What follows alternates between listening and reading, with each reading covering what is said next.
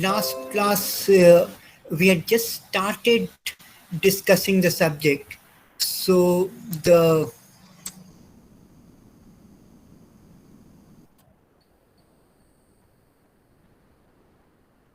so the only point we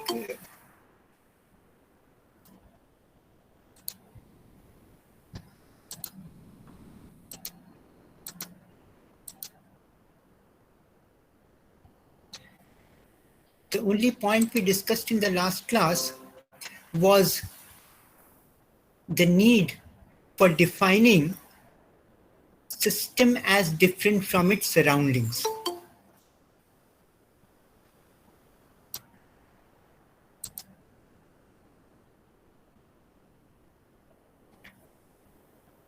So this is somewhat like the free body diagram in mechanics. So in mechanics, we isolate a certain portion of material and then calculate what are the forces acting on it. Once we know the forces, we can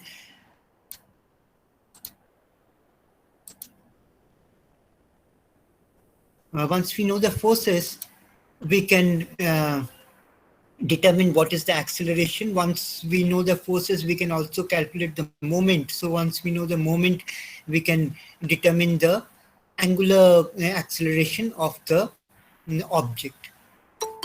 So similarly,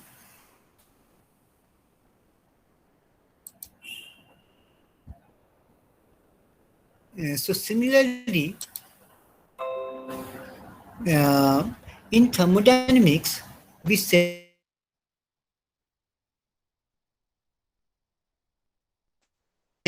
the system that boundary may be a certain region in might be a certain boundary in space. That boundary itself could be static in the laboratory frame of reference, or it could be moving.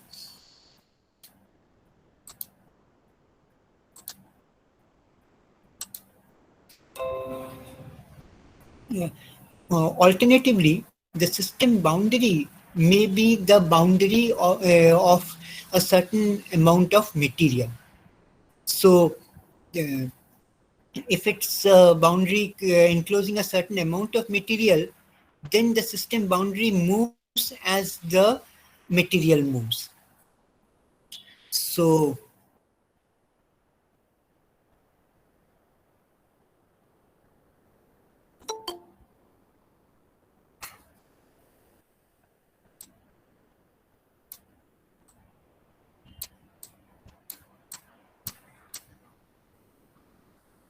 then,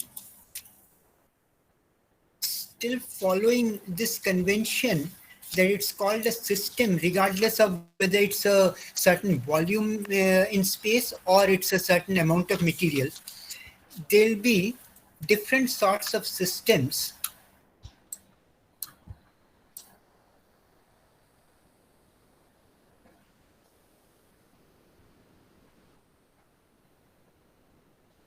Systems closed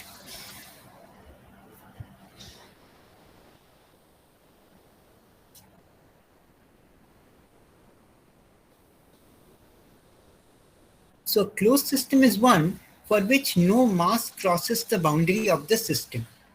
So it's mass which cannot cross the boundary of the system. So as an example,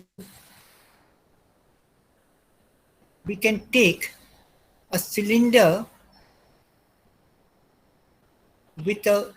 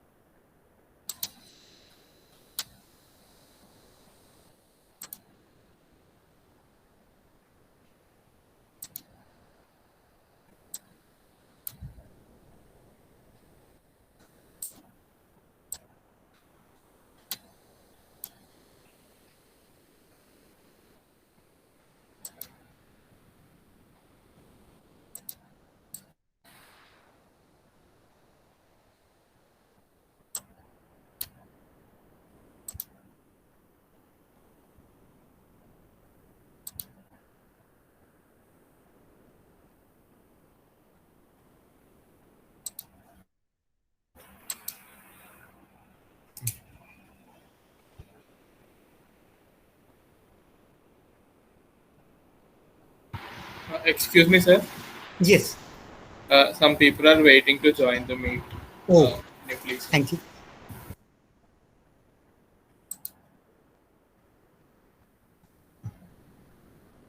Okay.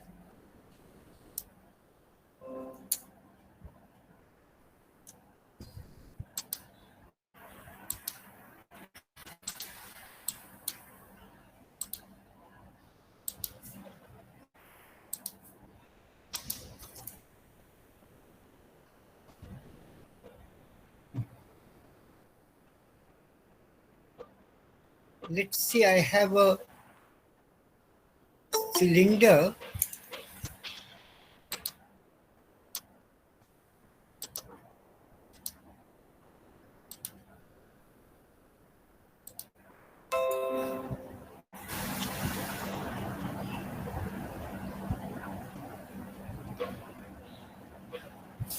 fitted with a piston and enclosing a certain gas.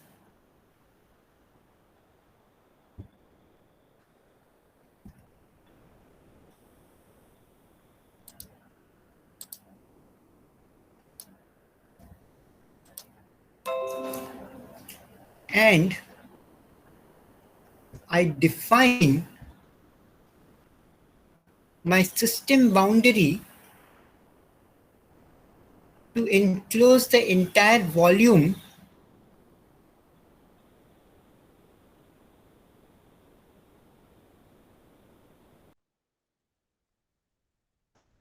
let's say I put a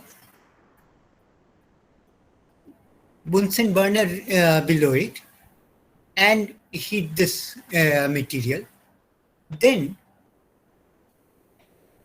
uh, this is a closed system because the system as I've defined it, bounded by the cylinder and the piston, there's no mass of material crossing the system boundary. But then there is heat transfer occurring across the system boundary. So if I heat the cylinder using a burner, heat transfer occurs through the cylinder to the gas. So then the cylinder was outside the system boundary, the gas is within. So the heat transfer is occurring across the boundary of the system. Similarly, at the top boundary of the system, the if I allow the piston to move, because all I require is that no mass cross the system boundary. So if my system boundary moves with the piston, then there is no mass moving across the system boundary. But then at the system boundary, the gas would be doing work on the piston because it's exerting a force and the piston is moving. The force into the displacement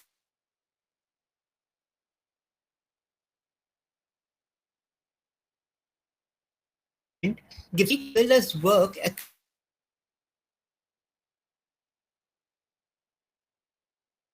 the system boundary. Then it's called a closed system. Alternatively, if I have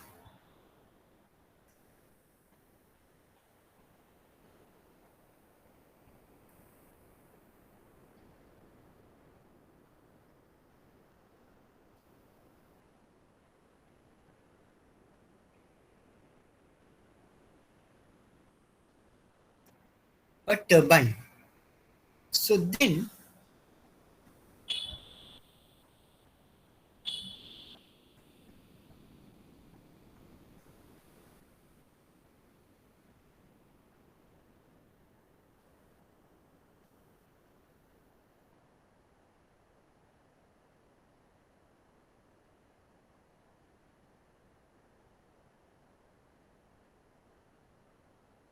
two instants of time.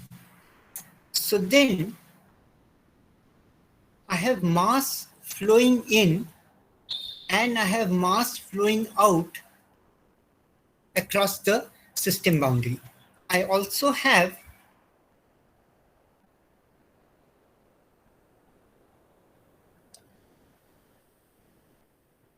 work output to a generator. So in this case, if I wanted to enclose a fixed amount of material, then there would have been a problem because this goes out through the exit. So I would have to keep uh, uh, um, moving my system boundary as the material flows out.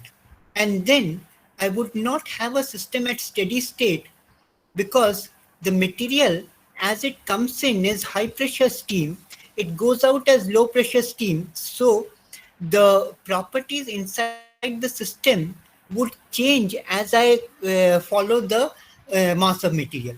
On the other hand, if I choose my system boundary to enclose just the turbine, then at any point if I see the properties I expect, if the system is working at steady state, I expect at any point the properties would remain unchanged with time. So for steady state operation, doing an analysis, it appears would be easier if I choose my system boundary to enclose the turbine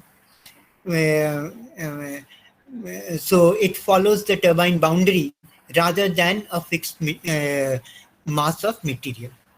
So in this case, we have mass moving across the system boundaries. So this is what is called a closed system, and this is what is called an open system.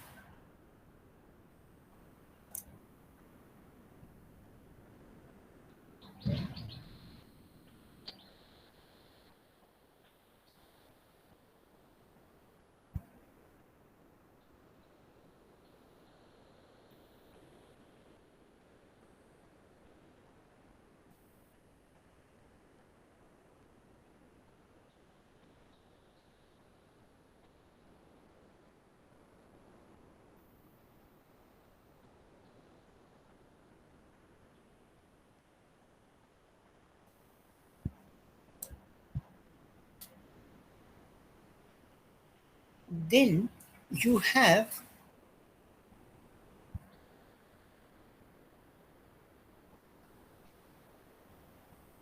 an isolated system where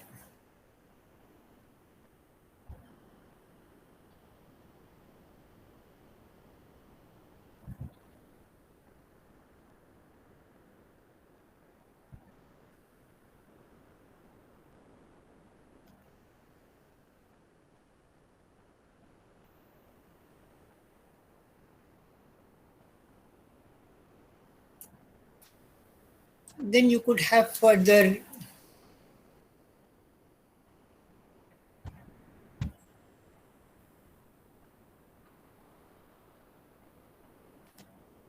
an adiabatic system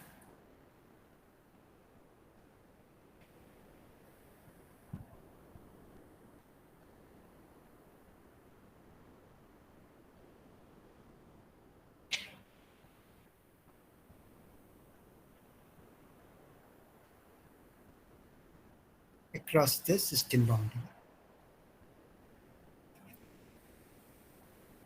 Okay. Now, these are matters of definition. So our interest is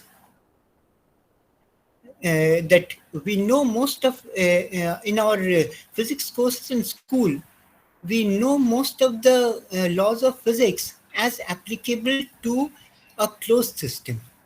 In engineering, quite often we have to deal with open systems. So how do we apply those laws to an open system? So is there a relation between how something changes in an open system? Can that be related to the changes for a closed system? Because for a closed system we know the laws and we can apply those laws. So if there's a relation, that will tell us how to apply the laws to an open system. Now, having isolated a system,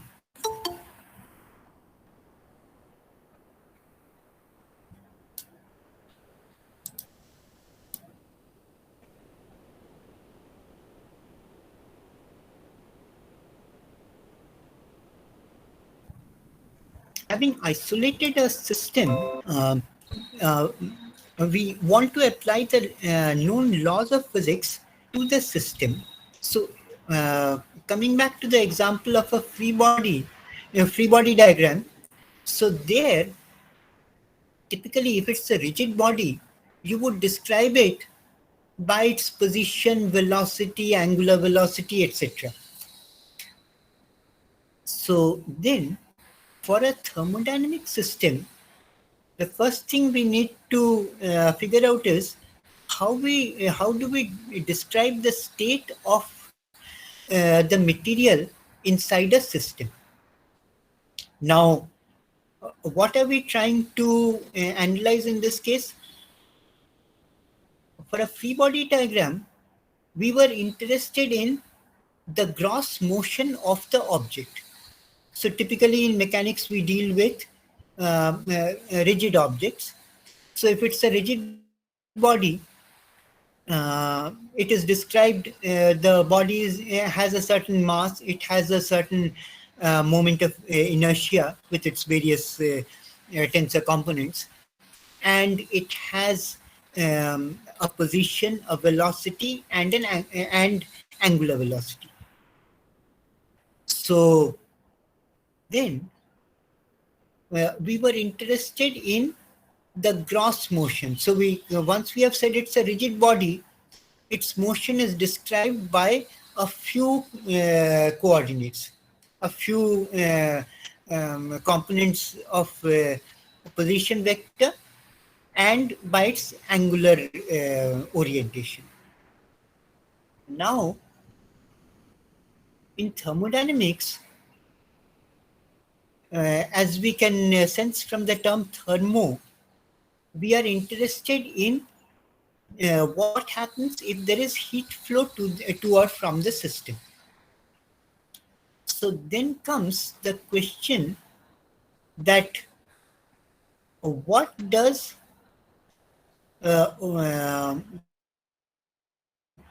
what do we mean by heat transfer to a system? What happens to a system when we say place it over a burner and some amount of heat transfer occurs to it?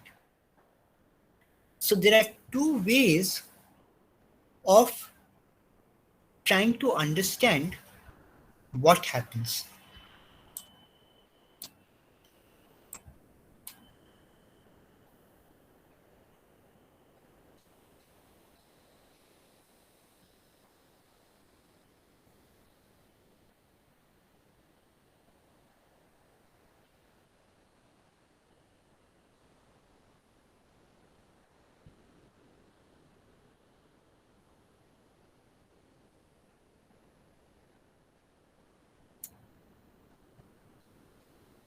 So historically, it was not clear what happens to a system when you heat it. So from observation, people found that a hotter object seems to contain more energy than a colder object. And then it was quantified. They said, okay, let's take a tank, place water in it, and let us immerse a stirrer in it. And this stirrer could be connected to a motor, and you switch it on. So then a certain amount of power is supplied to the motor. So in a certain interval of time, a certain amount of energy is supplied to the motor, and then um, uh, that motor drives the stirrer, and after that time, if you measure the temperature of the bath, you'll find that the temperature of the bath has gone up. And let us say we insulate it from the surroundings. So then no heat transfer occurs to the surrounding. Whatever occurs to the is to the system. So we know that a certain amount of energy has been transferred to the motor that is not there in the motor. The change which it has produced is the water in the tank has become hotter. So then came the concept of mechanical equivalent of heat, that if you so the a calorie was defined as the amount of heat required in order to heat 1 gram of water through 1 degree centigrade. So at what temperature, etc., finer points were also taken care of. So it was said that 1 calorie is what you need in order to raise the temperature of 1 gram of water through 1 degree centigrade, roughly. So then it was found that if you know the amount of so from that concept, if you know the amount, how many grams of water are there, and through how many degrees centigrade this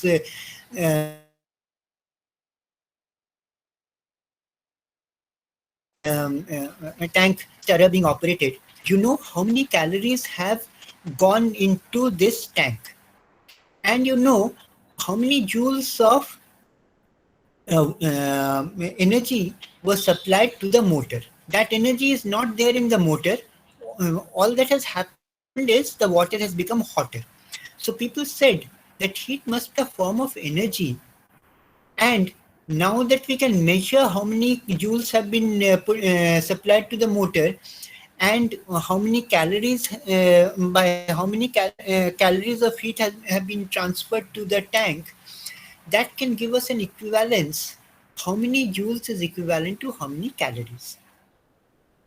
So then came the understanding that a hotter object has higher energy, and there is an equivalence between the units of heat and the units of work. So uh, how many calories have gone in to a system determines by how many joules of extra energy have been effectively supplied to the system. But still, it left you a little. Um, so it was still not clear what is this material. So how is a hotter material different from a colder material?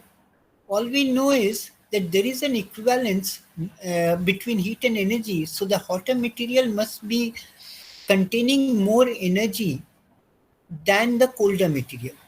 But then a hot a block of iron doesn't look any different from a cold block of iron. So let's say it's not heated to red heat.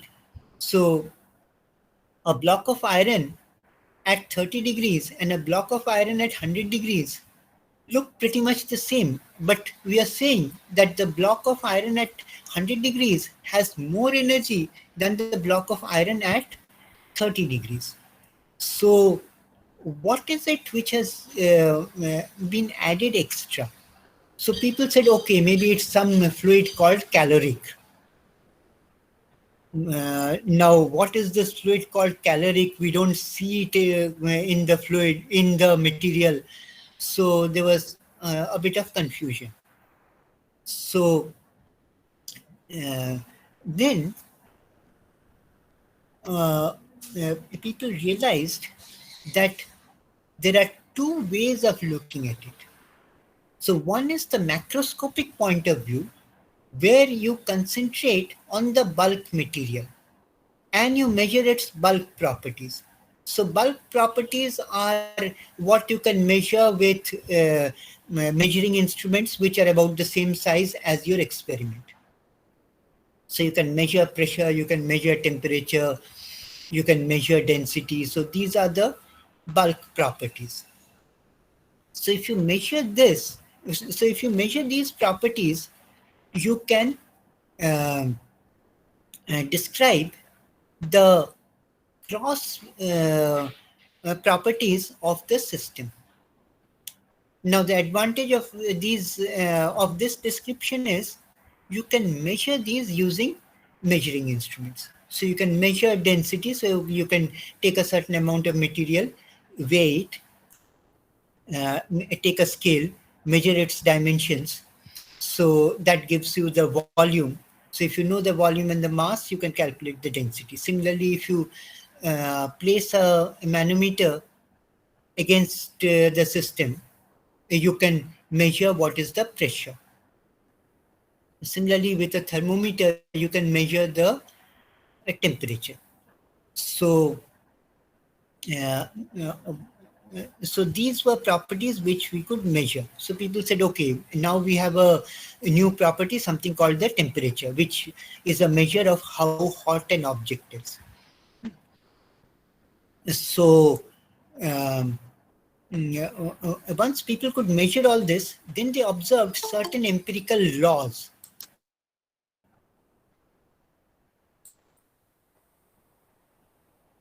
Okay, so it shows 76. I am counted as 2, so that means 74 students are in the class right now.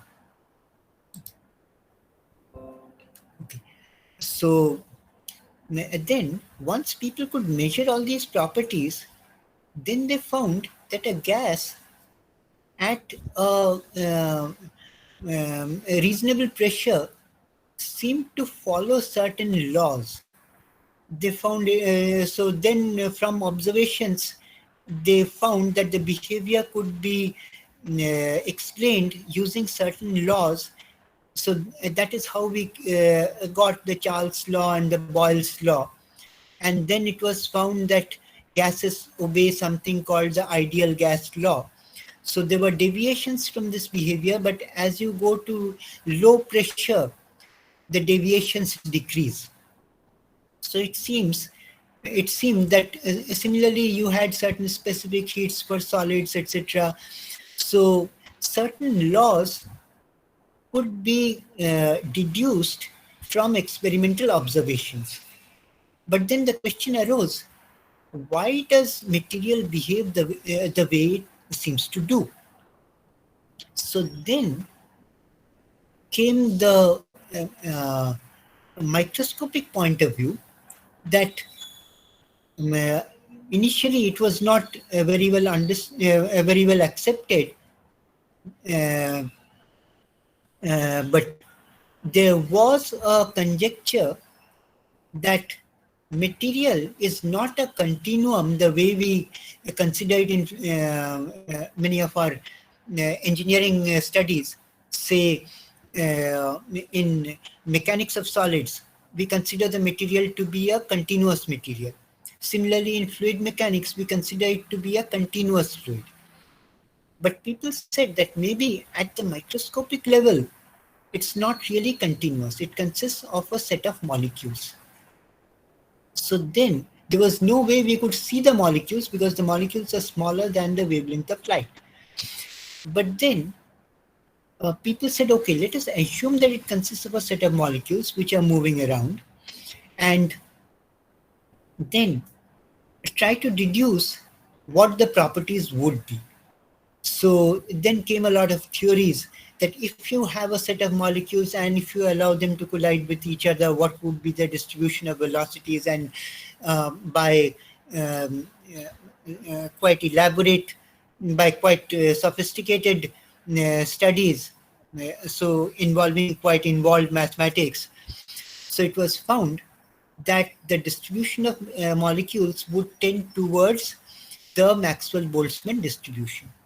So having understood that, then people said, okay, if it follows Maxwell-Boltzmann distribution, how would the gross properties be for a mass of gas where the molecules follow the Maxwell-Boltzmann distribution? From that, they deduced what would I expect the gross behavior and the gross properties like pressure and temperature.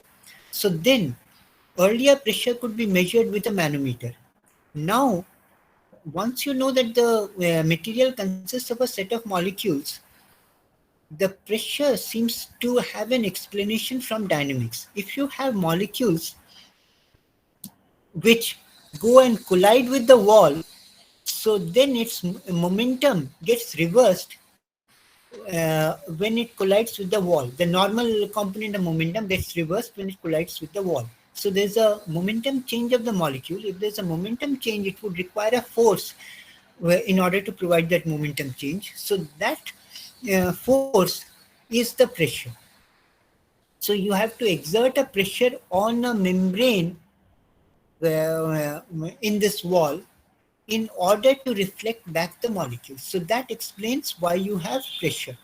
So if you know the velocity distribution of the molecules, from that you can calculate what would be the pressure. So the pressure at least seems to have a um, um, explanation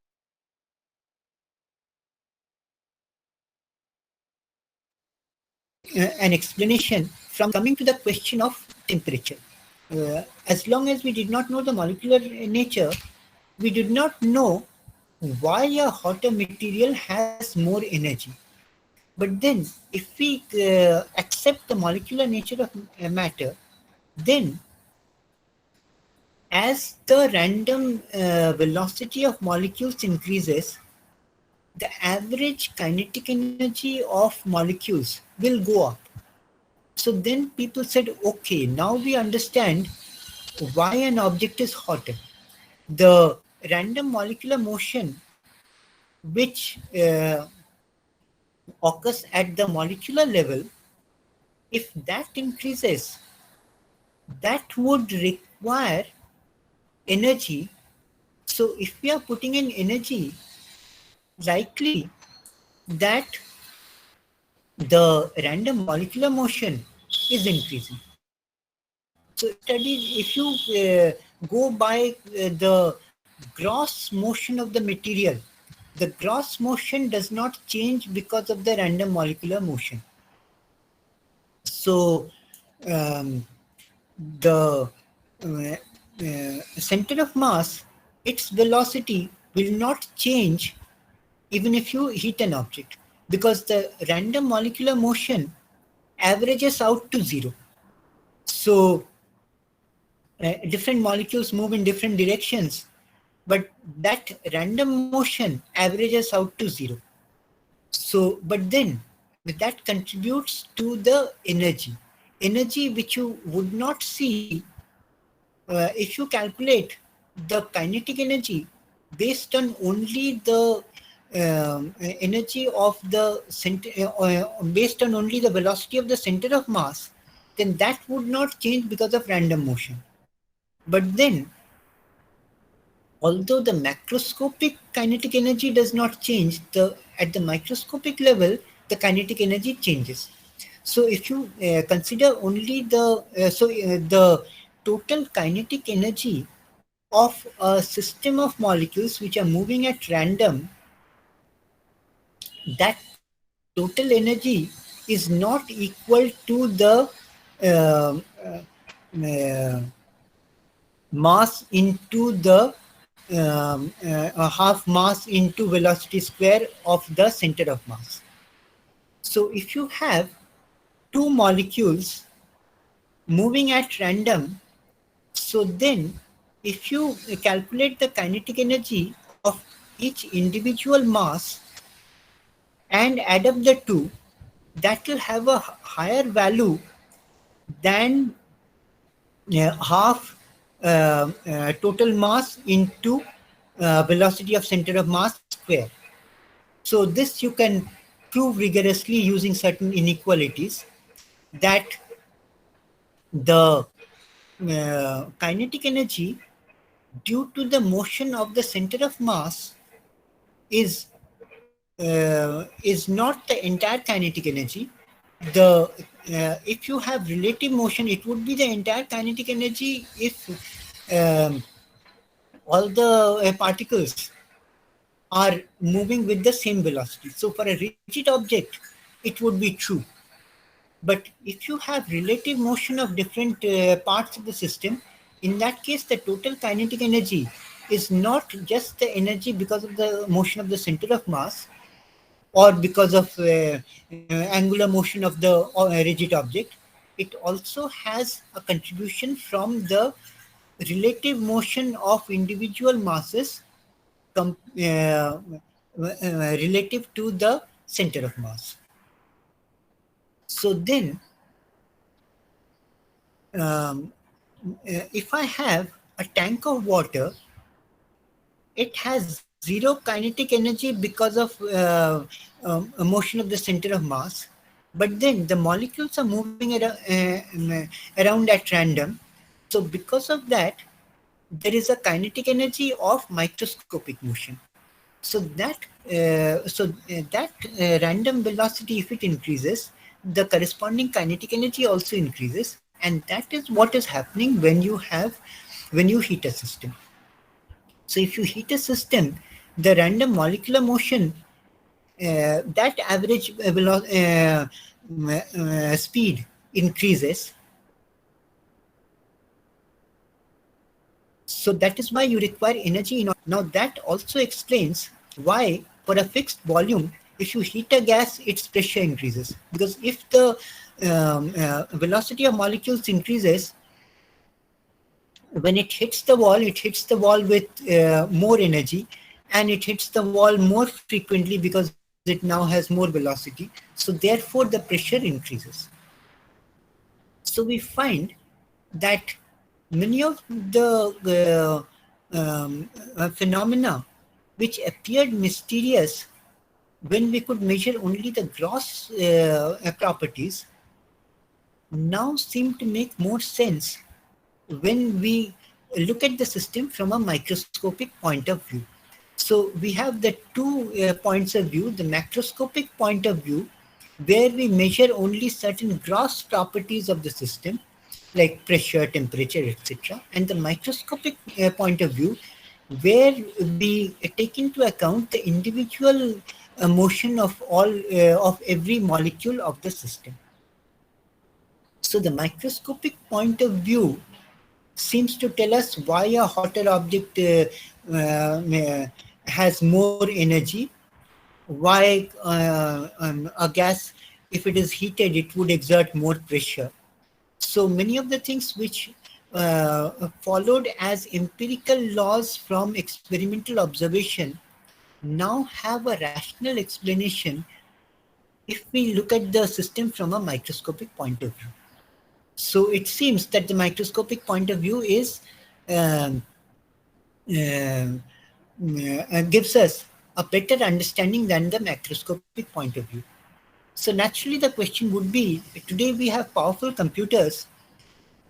Why don't we go for the microscopic point of view every time rather than the macroscopic point of view?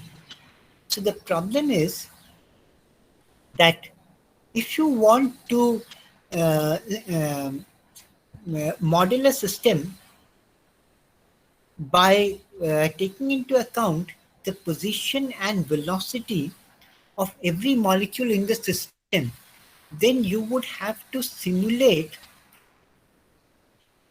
a system containing data about each molecule in the system. Now, what is that number? So, if you reason out 1 gram molecule of a perfect gas at standard temperature and pressure occupies 22.4 liters. So 22.4 liters corresponds to 6.023 into 10 to the power 23 molecules. So 22.4 milliliter, which is small compared to typical engineering systems, because say uh, uh, 1000 cc a car which may have three okay, 1000 cc may have four cylinders, say. So 1000 cc, if it has four cylinders, each cylinder has a volume of 250 ml. So I'm considering only 1/10 of a cylinder of a motor car. So that would have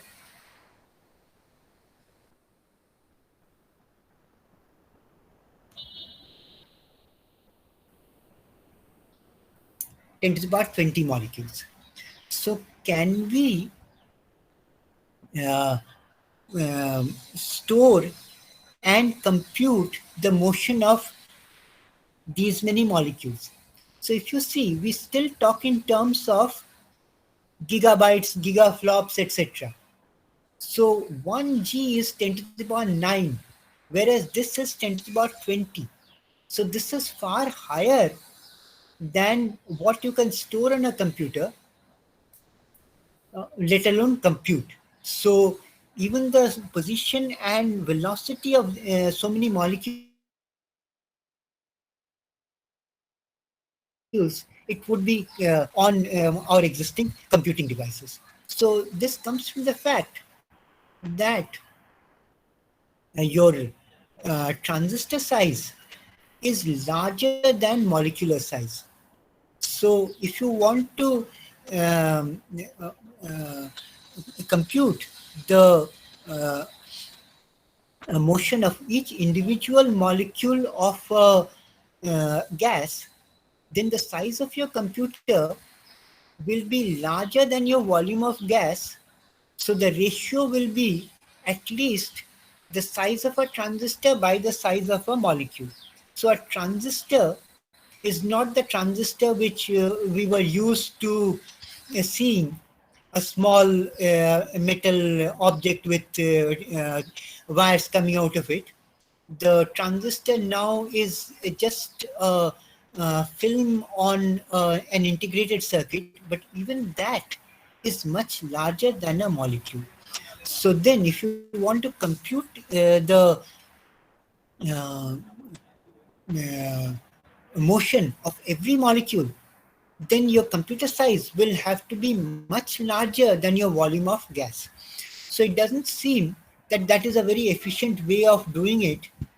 And furthermore, if you have these many the molecules, a statistical theory should give you accurate results. If you have done the calculation of mean, calculation of variance, you'll know that if you toss a coin large number of times, so if you toss it 100 times, the number of heads that you get, the deviation from of the ratio of heads to the total number of tosses, that should come to zero point 0.5. So if you toss it 100 times, there'll be a certain expected deviation from zero point 0.5. If you toss it 10,000 times, you will observe that the deviation will in general be lower. So as you toss it more number of times, you seem to get closer to the value which statistical theories predict. So if you have a very large number of molecules, the statistical theories should give you a fairly accurate prediction of the behavior of the system. So such statistical theories have been developed, and those statistical theories provide a theoretical justification for what earlier were empirical laws. So the gas laws and the Charles law, Boyle's law, etc. Those come out as predictions from the microscopic theory.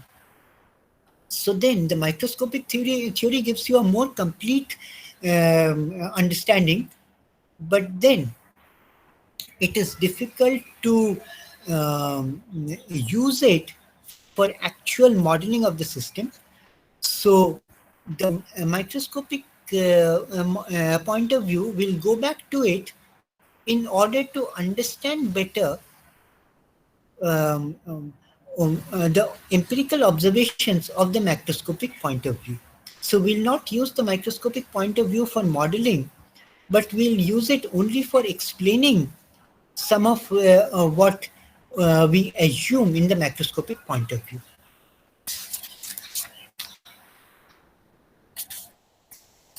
Now, coming to properties of a system. So in the macroscopic point of view, we measure the gross properties. Now, those gross properties, again, this is something which I presume you have been taught in school, that there are extensive and intensive properties.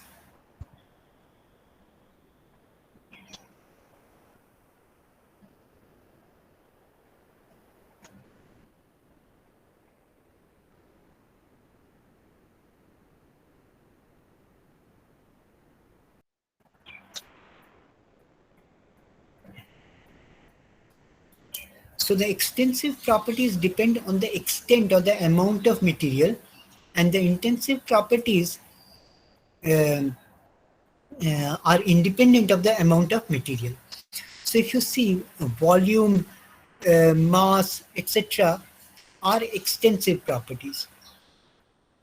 To that we can add the internal energy. So internal energy is the energy which accounts for the microscopic thermal motion. So the microscopic thermal motion contributes an extra amount of energy, that is the internal energy. So that also we expect there'll be more energy if you have more material. So that will be an extensive property. Whereas pressure, if I add two gases at the same pressure, put together two masses of gas at the same pressure, the pressure doesn't add up. Similarly, the temperature also doesn't add up. So pressure and temperature are intensive properties. They do not depend on the amount of material. Extensive properties are like volume and mass and internal energy, and we'll come across more examples. So those are the extensive properties, and if you divide a material into parts, then the extensive property of the entire material would be the sum of the property of the individual parts. Now, there are properties again are of two types: physical and thermodynamic properties.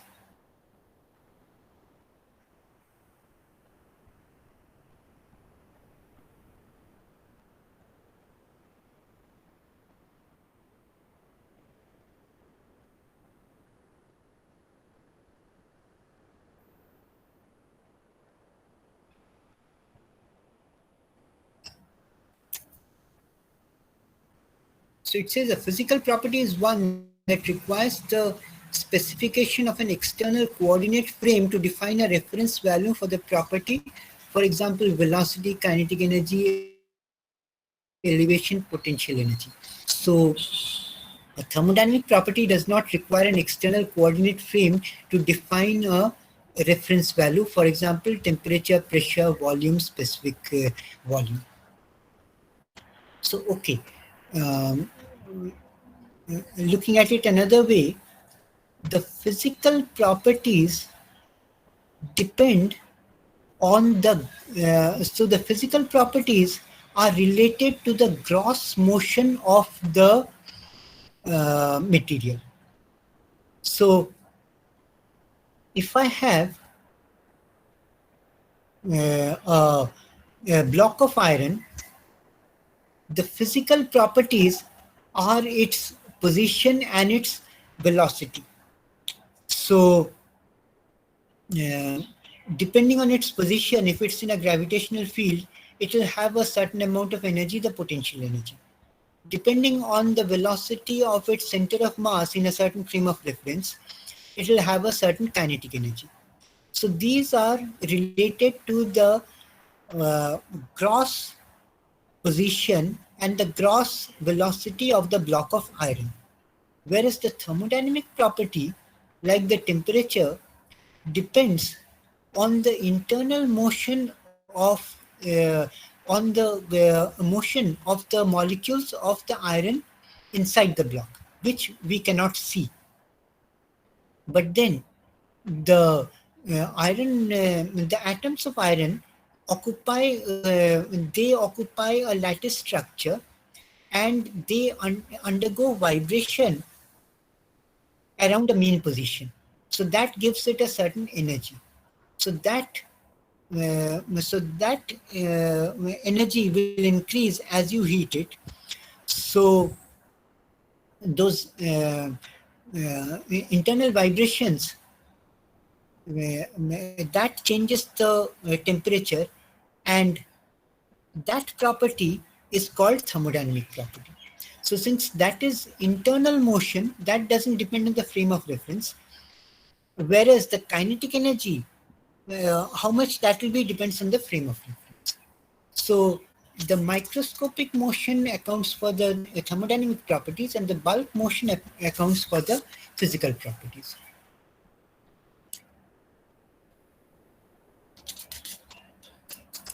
Okay, now one point which um, uh, students previously used to say, and now we see it written in various articles about online teaching, that probably looking at a screen for a long duration proves a little strenuous, especially for the students, because you are attending classes from morning till evening. For us, it's only a few hours in a day. Huh.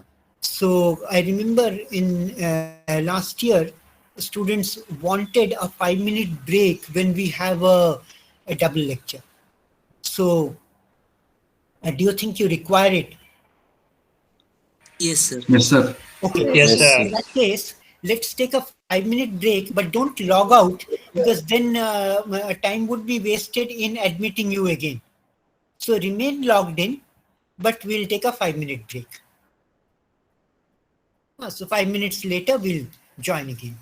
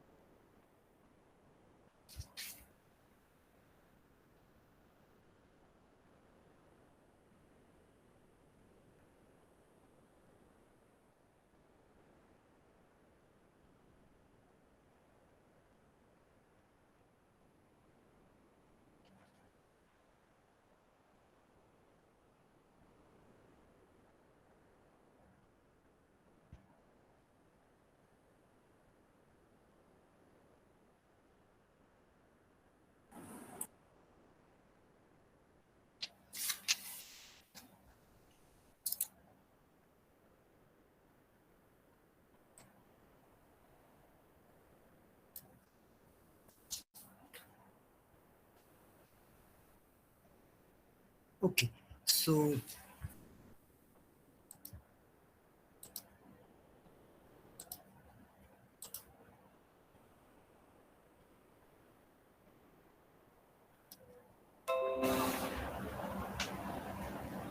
okay, so then the whole science of thermodynamics seems to revolve around this idea that an object can be hotter or colder. So we know today that how hot an object is expressed in terms of a measurement called temperature. Now, the question is, how do we quantify how much hotter a certain object is compared to another object? So, one law which deals with temperature is the zeroth law of thermodynamics. Now, let's look at that.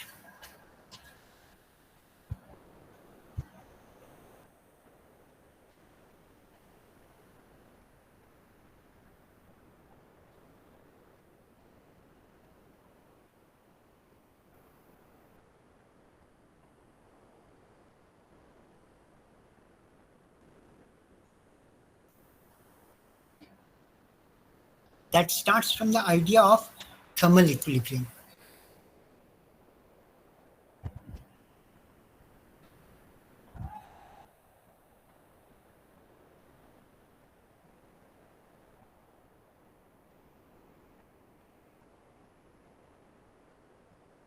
Let us say I have two systems, system A and system B. Now, this is a concept which is difficult to define very clearly, but it's more or less taken as intuitively known.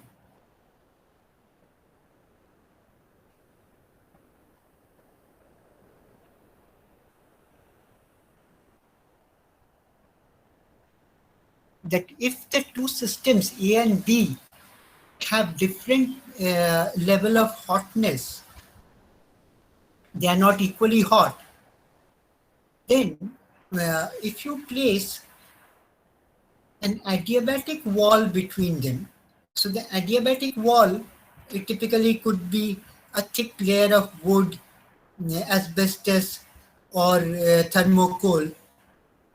In that case, system A and system B can continue to have different level of hotness or coldness. On the other hand,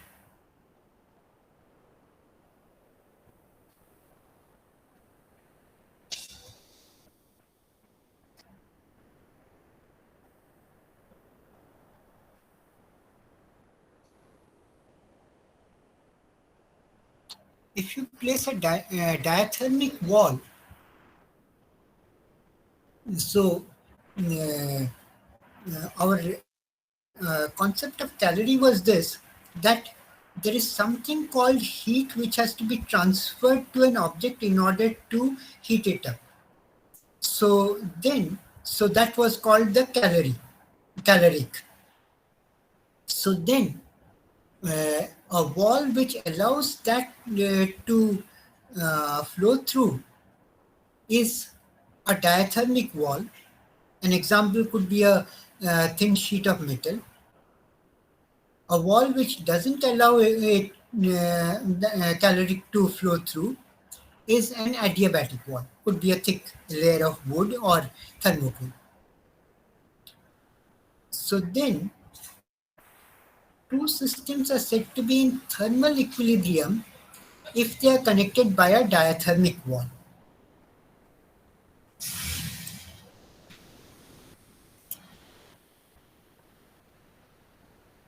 And then came the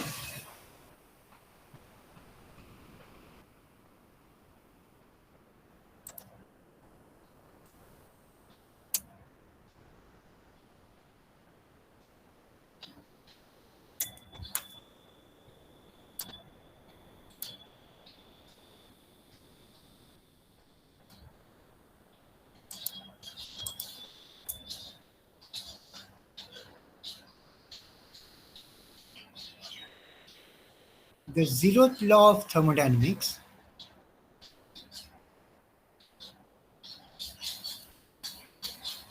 the statement you probably would be familiar. Two systems in thermal equilibrium with a third are in thermal equilibrium with each other. So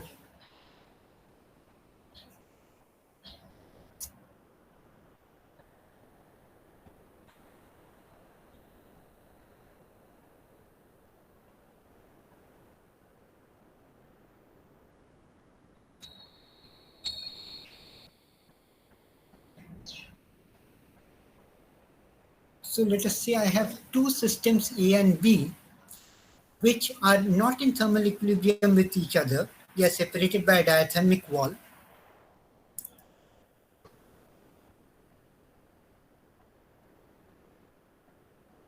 But both of them are in thermal equilibrium with a system C.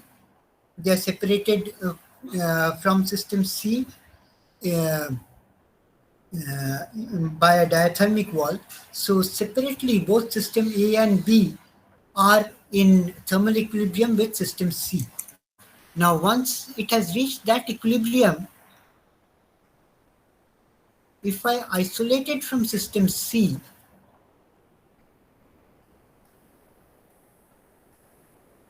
and bring them in thermal equilibrium,